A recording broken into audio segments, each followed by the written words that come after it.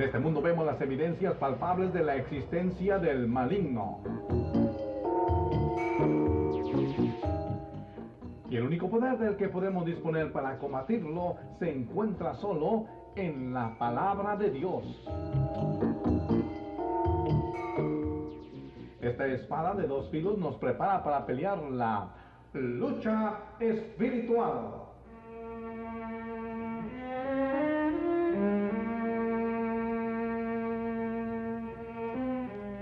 Nuestro maestro es el doctor Juan T. Dell, quien nos hablará detalladamente de las tácticas de nuestro enemigo espiritual.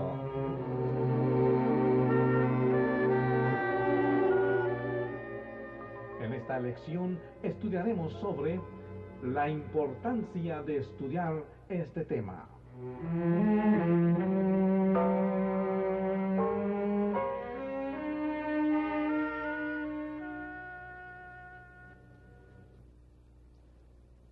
Hermanos, queremos comenzar esta serie de estudios con la verdad muy importante de saber y reconocer esta lucha espiritual y la gloriosa victoria de la cruz.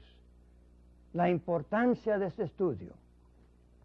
En Génesis 3:15 dice Dios, después de la caída de Adán y Eva: enemistad pondré entre ti, la serpiente, Satanás, y la mujer, entre tu simiente y la simiente suya. Esta persona, singular, te herirá en la cabeza y tú le herirás en el calcañar. Este pasaje abarca el Evangelio en gran parte. Se menciona la redención del mundo perdido, pero también debemos notar la victoria que es de Cristo para los suyos. Redención y victoria, los dos son importantes. Y a través de la Biblia encontramos ese hilo paralelo: redención por la cruz, victoria por la cruz. En muchos casos hacemos mucho hincapié, y con derecho, sobre la redención por la cruz. Y debemos darle mucha importancia, pero también a veces hacemos menos, que por aquella redención podemos disfrutar de victoria, día tras día, momento tras momento, la victoria y la redención. Lamentablemente hoy día, en muchos casos, hay una ignorancia marcada. Muchos creyentes no saben que están involucrados en esta lucha. No lo saben. Es de lamentarse. Cuando la Biblia habla repetidas veces de esta lucha, sin embargo, muchos creyentes, no entienden que hay hoy día una lucha cósmica. Desde que cayó Lucifer, ahora el diablo, hasta la fecha, lucha tremenda, cósmica, severa. Es triste también notar que la ignorancia de la lucha, muchos no saben que hay lucha espiritual. Y algunos no saben, no entienden que Satanás es una personalidad hoy. Muchos creen que es un mito. Desde la época del Renacimiento, la idea de que Satanás era una figura viviente se puso a un lado. Era un mito.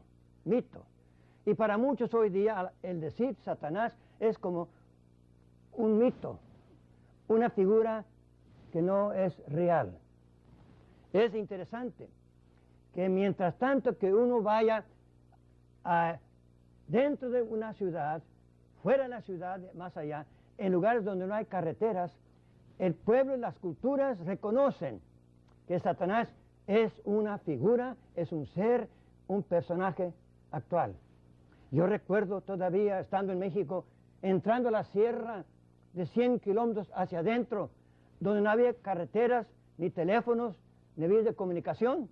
Encontré a cada lado que la gente vivía bajo el temor de Satanás y los demonios. ¿Sí? Aún más, muchos cristianos no saben que son soldados. Dice Pablo a Timoteo, tú pues sufre trabajos como fiel soldado. Cada creyente es un soldado de Cristo. Es parte del ejército en esta lucha. Dice Cristo a sus discípulos en Mateo 12:30, que el que no es conmigo será en contra de mí. Es decir, no hay un lugar neutral para el creyente. ¿Es soldado de Satanás o es soldado de Cristo? Uno de los dos. Sí, hermanos, es una lucha cósmica, una lucha en toda su fulgor, en toda su plenitud y realidad. Es triste, hermanos, que en muchos casos, hablando con hermanos misioneros, jóvenes que han terminado sus estudios teológicos en una escuela bíblica, un seminario, que bien pocos seminarios, según yo entiendo, y muy pocas escuelas bíblicas dan clases sobre esta materia. Y por lo tanto, los graduados salen sin saber que mientras tanto que vivan, tendrán que confrontarse con el enemigo espiritual y deben conocer sus armas para saber cómo luchar en esta vida.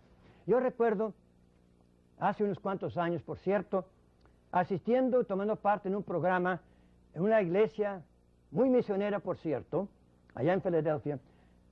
Creo que había unos como 50 misioneros hablando de misiones en todo el mundo. Al mismo tiempo, durante el día asistían 30 parejas, jóvenes, listos para ir al campo misionero, pero faltaba las finanzas. Después de una semana de estudios sobre misiones, el sábado el pastor de la iglesia, amigo nuestro, invitó a 8 de nosotros para formar un simposio, para que los jóvenes de las universidades y de las preparatorias y colegios pudiesen estar presentes para hacer preguntas a nosotros. Aceptamos los 8, subimos a la plataforma, pregunta tras pregunta. ¿Cómo conocer la voluntad de Dios? ¿Cómo saber dónde ir? ¿Y cómo saber qué hacer? Y etcétera. Preguntas que cada joven cristiano debe tener su respuesta y entender la respuesta. La última pregunta fue esta. Ustedes que vienen del campo misionero, ¿qué requisito básico, indispensable, ustedes tendrían para presentar a los candidatos como un requisito para entrar a trabajar con ustedes? Pues claro, un hermano dijo, salvado, regenerado, sentido vocación. Cuando llegó mi turno, yo sentí que debería mencionar esto. Dije, jóvenes, yo vengo del campo misionero, vengo allá de la Sierra de México, donde el diablo es muy activo, los demonios muy agresivos. Ha habido mártires por la causa de Cristo, capillas quemadas, hermanos en emboscadas. Para mí entonces, el venir a México a trabajar con nosotros necesitamos hacer muy patente que para cada candidato debería saber que está en la lucha espiritual y conocer sus armas. Pues hermanos, un silencio. Después pregunté a mi señora Luisa, hijita, ¿notaste? Sí.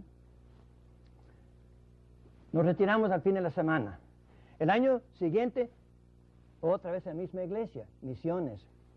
Y noté que esa pareja, uno de 30, con las cuales habíamos tenido mucho compañerismo, estaban presentes. El dinero no había llegado para que fueran al campo. Dije, oiga hermano, ¿qué pasó? Hermano, voy a confesar a usted que si hubiéramos ido el año pasado al campo allá, América del Sur, entre gente indígena, hubiéramos regresado en menos de un año. Porque no sabíamos nada de lucha espiritual y no conocíamos las armas con que pelear. Gracias a Dios que usted mencionó lucha espiritual y las armas. Y durante este año, mi señora y yo hemos estudiado, hemos indagado en la Biblia y ahora sí entendemos que es una lucha cósmica, pero tenemos armas espirituales y la victoria es nuestra.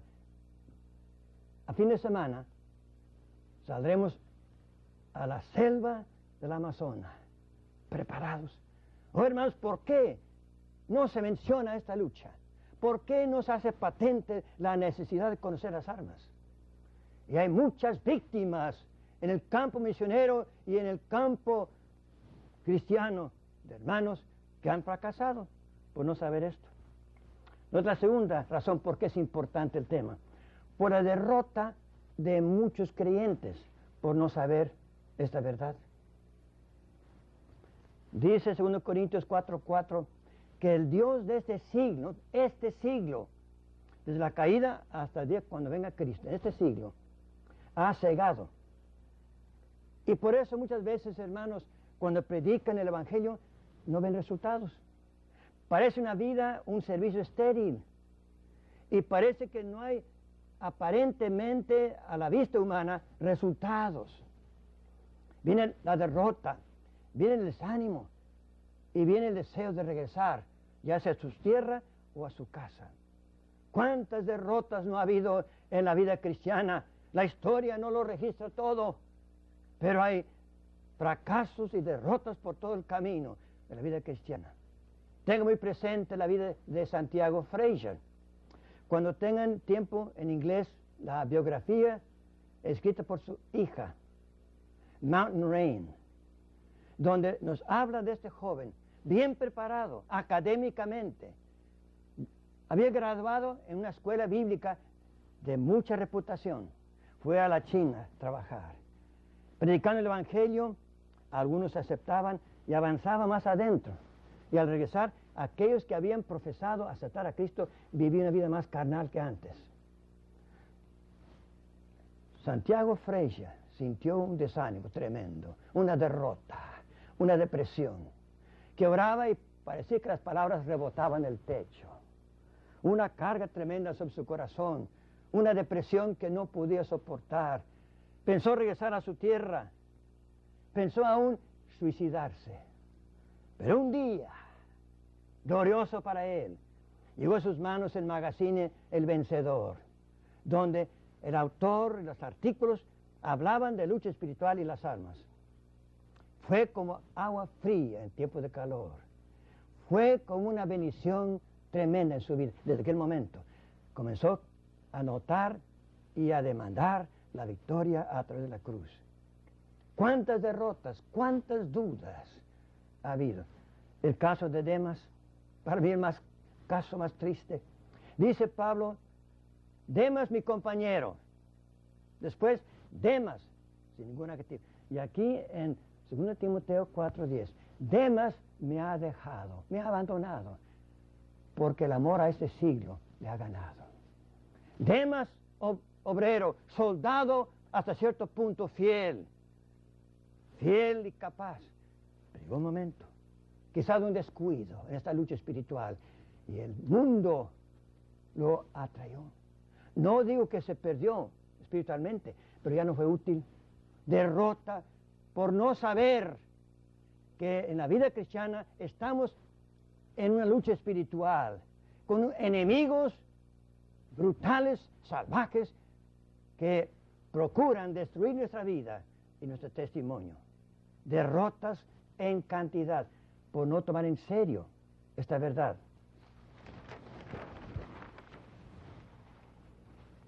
Muchos cristianos también, por no saber que es una lucha espiritual, el diablo, los demonios, no entienden por qué razón. Mucha gente no acepta el Evangelio.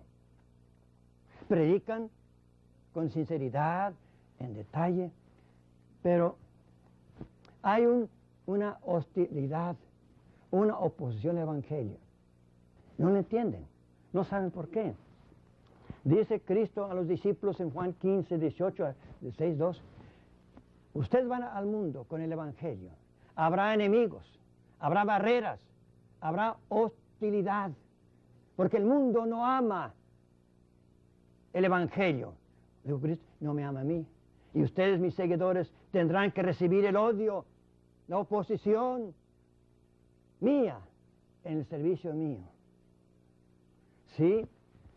La razón por qué el mundo es enemigo del Evangelio.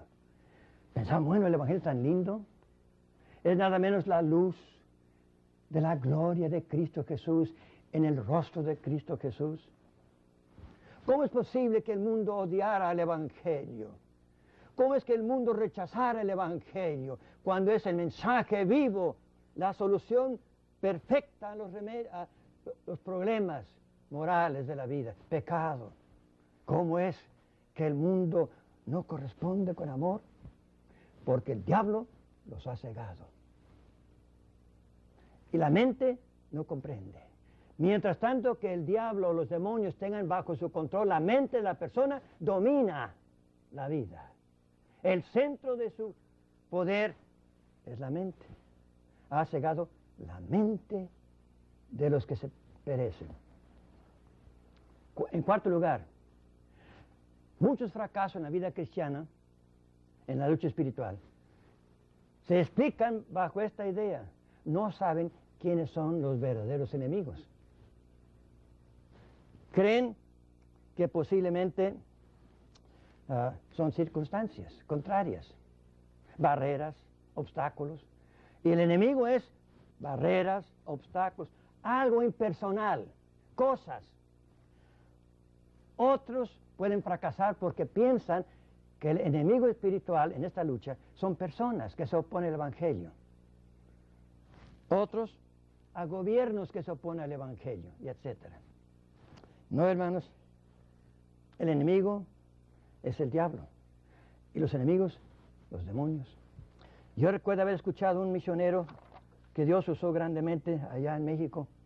Me dijo un día, hermano, cuando yo vine a México a trabajar como misionero, por 30 años yo trabajé como misionero fracasando, derrotado constantemente, porque yo pensaba que los problemas en la vida cristiana eran cosas, circunstancias, personas. Pero un día, por la palabra Dios entendí que el verdadero enemigo es Satanás y sus demonios, no personas. Dice Pablo en Efesios 6:12, porque no luchamos contra sangre ni carne, sino contra principados, potestades. Oh, hermanos, la lucha es contra enemigos reales, salvajes que atacan con toda su alma, el diablo y los demonios. También tenemos el caso de Mateo 16, 18, la misma cosa. Ahora, en quinto lugar, muchos creyentes fracasan en su vida cristiana, en el ministerio también, porque no saben explicar el aumento de sectas y religiones falsas actualmente. Es un aumento espantoso. ¿Y cómo explicar el crecimiento de brujería, de ocultismo, de espiritismo y de sectas falsas que están infiltrando la mente de las gentes del mundo? ¿No saben por qué? No entienden que son los últimos días. Y dice ahí Mateo 8:29 y Revelación 12:12, ¿qué cosa? Que en los últimos días habrá muchos enemigos usando brujería, ocultismo, la nueva era y etcétera.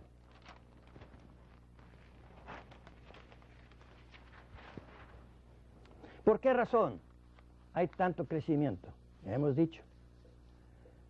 Hoy día, hermanos, allá en San Francisco, como ustedes han de saber, hay una iglesia que adora a Satanás. El pastor Antón LaVey se viste de negro para presentarse como el diablo, como comúnmente se pinta. Tiene su Biblia de Satanás. Y este hombre un día dijo lo siguiente: la época de Satanás comenzó en el año 1966. Fue entonces cuando se declaró públicamente Dios ha muerto. La Liga de Libertad Sexual comenzó y el desarrollo de los hippies como una cultura libre sexual. 1966, y va aumentando. Liberación sexual. Adoración a Satanás. En estos últimos meses, santería, la adoración de Satanás abiertamente con Matamoros. Y hay brotes por todo el país, y no cabe duda en los países de América Latina también. Abiertamente adorando a Satanás, con sus ceremonias imitando los sacramentos de la iglesia cristiana. ¿Sí? Ocultismo. La nueva era, hoy día, ha entrado y se ha filtrado en la educación, en la música, la psicología, la ciencia, sociología también. No hay ramo en la vida en donde la nueva era que abarca todos los conceptos religiosos menos el Evangelio. Hinduismo, ocultismo, panteísmo y etc. Los niños en las escuelas están recibiendo enseñanza, pero muy sutilmente. Escuelas aún se llaman cristianas y los maestros no se dan cuenta. Ah, tremendo, hermanos. Y la meditación trascendental, el gobierno han usado este sistema con senadores y las grandes empresas con sus empleados, porque según creen que haciendo uso de esta meditación trascendental, el hombre descansa, su mente es más alerta, etc. Mentiras, es del diablo, es hinduismo en forma sutil. Como dijo Maharaji, cuando se presenta meditación trascendental en un país donde le gusta la ciencia, es científico. Pero en un lugar donde la gente es religiosa, como religión, ¡qué hipocresía! Hermanos, hoy día, ¿cómo se repite el aumento? Tengo presente esta expresión de un libro escrito por una mujer, Ferguson. Dice de esta manera: el regreso del antiguo ocultismo es la llave para la salvación del mundo de hoy. Ocultismo, brujería y etc. Hermanos, muchos científicos, no voy a mencionar nombres, han declarado y confesado que la ciencia ha fracasado hoy día. No ha podido contestar tres grandes preguntas que siempre brotan de la mente y el corazón de la persona. ¿Quién soy yo? No tiene respuesta. ¿Por qué estoy aquí? No tiene respuesta. ¿Y dónde iré después de la muerte? No tiene respuesta. La ciencia no contesta las preguntas del corazón. Sí, observan, pero no pueden contestar. Y hoy día, hermanos, la tecnología, que avanza mucho, sí, pero ahí también, ¿qué? Hace de la persona un ser impersonal, del hombre una máquina. Tiene su utilidad, pero también tiene su peligro. Y en este vacío, en donde la ciencia no contesta las preguntas urgentes, la tecnología ayuda para producir, pero no hace del hombre un ser personal, un vacío. Ahí entran las religiones falsas, las sectas falsas, etc. Oh, hermanos, qué tremenda oportunidad. Ahora la sexta cosa, muy breve. Para muchos hoy día, y repito, no entienden, no han aprendido, ni han sabido cuál es la misión completa de la iglesia. Colosenses, un libro tremendo en cuanto a la cristología, Cristo. Efesios, para mí, es la carta en donde Pablo habla de la iglesia en forma gloriosa, su forma y su misión. Ahora voy a repetir. Para mí, en Efesios, Pablo presenta la misión o la función de la iglesia. Capítulo 1, dice Pablo, la iglesia existe para adorar a Dios. Primero, adoración. Adoración a Dios. Y es lo que el diablo ha querido. Y ha procurado, en muchos casos, recibir esta adoración. Solo Dios. Dios es la adoración. Mi pregunta, hermanos, en los servicios hay un espíritu de adoración, en donde Él es glorificado. No. Capítulo 2 y parte del 3, comunión. Sí, cuando hay adoración y cuando la oración glorifica a Dios, entonces hay comunión. Capítulo 2. Comunión con Dios, vertical, y comunión horizontal con los hermanos, capítulo 2. Hermanos, la iglesia es un grupo de gente en donde se disfruta la comunión con Dios. Y entre los cuales miembros hay esos lazos de amor y cariño. Capítulo 4, del 1 al 17. madurez. La función de la iglesia es que a través de la Biblia, cada creyente y el grupo colectivamente crezca a la semejanza de Cristo. Madurez, enseñanza. Por todos lados escuchamos comentarios sobre este hecho, que en muchas iglesias hoy día los estudios bíblicos son superficiales, no entran en la verdad, en su profundidad. La iglesia está aquí ¿para qué? Para que los creyentes crezcan a la semejanza de Cristo a través de la obra del Espíritu Santo y la palabra de Dios. Capítulo 4, del 17 al 6, 9, evangelismo. Pero noten, adoración primero, después comunión, después madurez, entonces sí, evangelismo. Es el producto de adoración, es el producto de comunión, es el producto de crecimiento. Sí, evangelismo. Capítulo 6, del 10 adelante, lucha espiritual.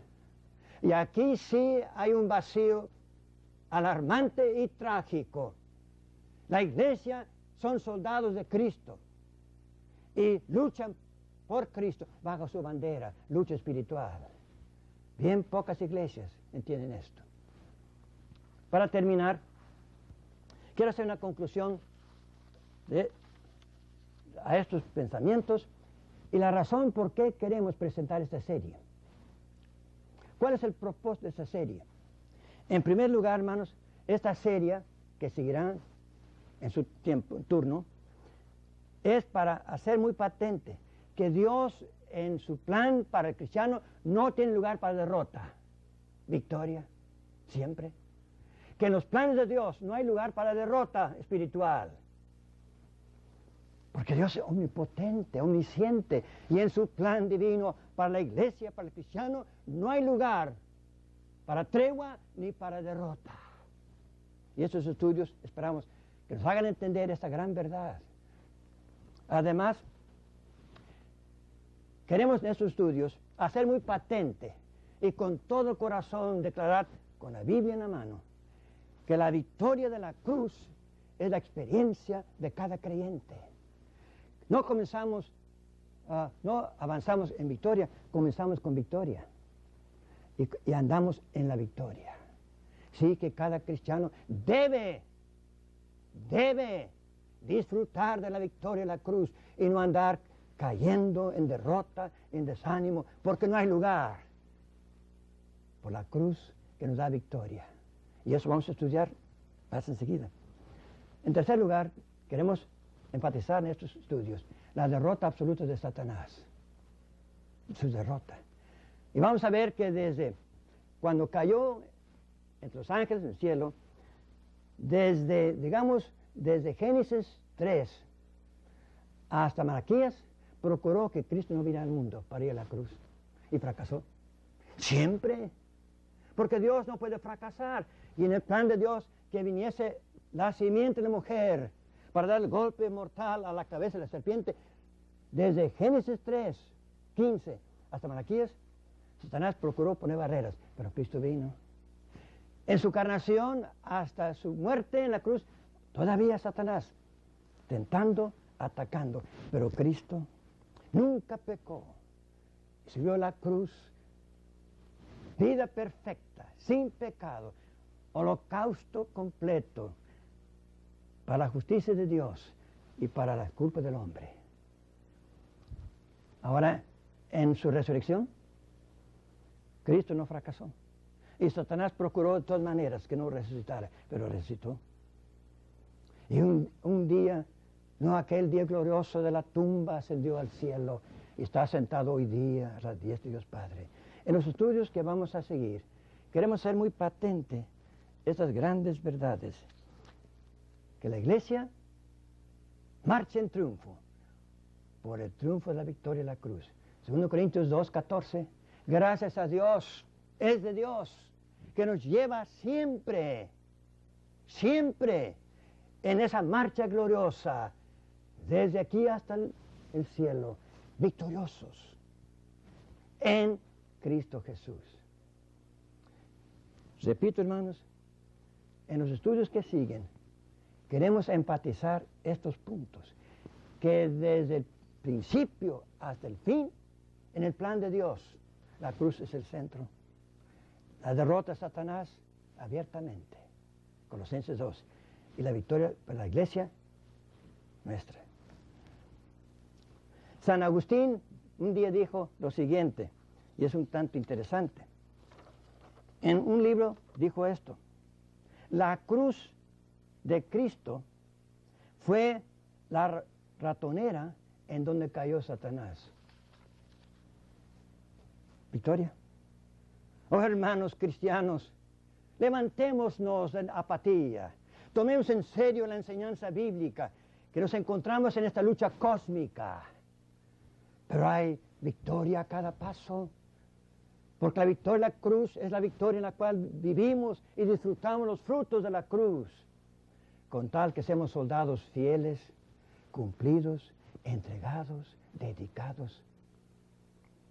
En los estudios que siguen, Dios mediante, queremos hacer muy patente esta verdad. Satanás derrotado, la iglesia triunfante. Que Dios nos ayude en estos días, tomar muy a pecho, bajo la dirección del Espíritu Santo y con la enseñanza de Dios, que nos lleva siempre, siempre en triunfo, en Cristo Jesús. Y de nosotros manifiesta el incienso del conocimiento de Dios. Vida victoriosa. Es nuestra herencia, seguridad y una esperanza segura.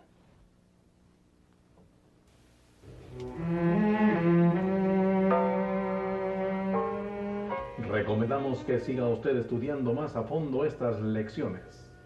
En la guía de estudio hay preguntas para ayudarle en la discusión. Continuaremos desarrollando este tema tan interesante en la próxima lección de Lucha Espiritual.